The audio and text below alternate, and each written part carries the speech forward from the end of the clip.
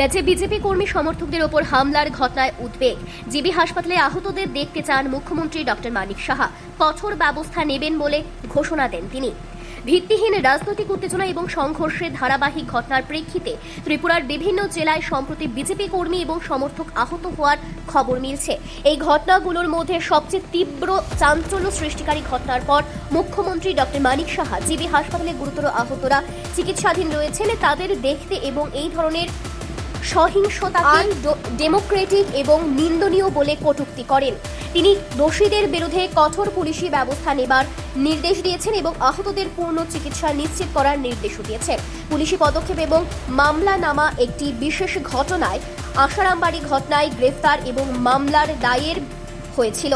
ঘটনায় বহুজনের বিরুদ্ধে এফআইআর এবং খোঁজ নেওয়া চলছে। রাজনৈতিক প্রতিক্রিয়া এবং জনমতের প্রশ্ন, ঘটনাগুলি নিয়ে রাজনৈতিক মহলে তীব্র সমালোচনা এবং সংশয় দেখা দিয়েছে। একদিকে শাসক নেতৃত্ব হামলাকারীদের শাস্তির কথা বললেও সাধারণ মানুষের মধ্যে প্রশ্ন উঠছে, এই অবস্থা কোথায় যাচ্ছে? রাজ্যের নেতৃত্বে স্বচ্ছতা এবং আইন শৃঙ্খলা বজায় রাখার প্রতিশ্রুতি কি বাস্তবে কার্যকর হবে? এই ধরনের প্রশ্ন এখন বিন্দুভাবে সাধারণ মানুষের মনে ঘুরছে। ওনাকে প্রাণঘাতী হামলা করেছে, এই তো হচ্ছে এগুলো। এবং ওনারা বলছেন যে বোথা এই কাজটা করেছে এবং সাংবাদিক বন্ধুকে আছে, উনিও সে কথাটা বলছেন। এইভাবে তো রাজনীতি আর কতদিন চলবে এগুলো?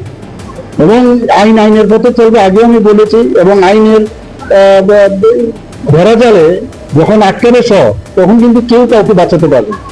আমি বলবো এই রাজনীতি থেকে আগেও বলেছি, বেরিয়ে আসতে হবে। এইভাবে হবে না, এইভাবে রাজনীতি করলে রাজনীতি করা যাবে না, এতটুকু আমি বলতে পারি। মানুষ সেটাকে অ্যাকসেপ্ট করবে না। শরিক দল আপনাদের শরিক দলের জায়গায় আছে। ওনাদের বক্তব্য আমরা দেখলাম এবার বিধানসভার মধ্যে। ওনারা আমাদের শরিক দল হয়েও ওনারা বলেছেন আমরা কথা বলবো। ওনারা বলেছেন যে আমরা কথা বলবো, আইনের কথা বলবে, আইন আদালত এগুলো কথা বলবে, পুলিশের কথা বলবে। তো এখানে তো অন্য কিছু হবে না। কাউকে মারবে আননেসেসারি কোনো কাজ করা যাবে না। সেটা তো আমাদের এইভাবে তো এই রাজনীতি আমরা এখানে করছি না। ভারতীয় জনতা পার্টি সবসময় শান্তিতে বিশ্বাসী, কিন্তু আমাদের সরকারও শান্তিতে বিশ্বাস করে। কাজেই এখানে এই ধরনের ঘটনাকে কোনো অবস্থায়, কালকে আপনি দেখেছেন আমাদের একটা মন্ডল অফিস আগুন দিয়ে পুড়িয়ে দিয়েছে, মান্দাই মন্ডলে। কি হচ্ছেটা কি এগুলো? এবং এটা পুরো চক্রান্ত আছে, এর পিছনে অনেক লোকের মধ্যে আছে।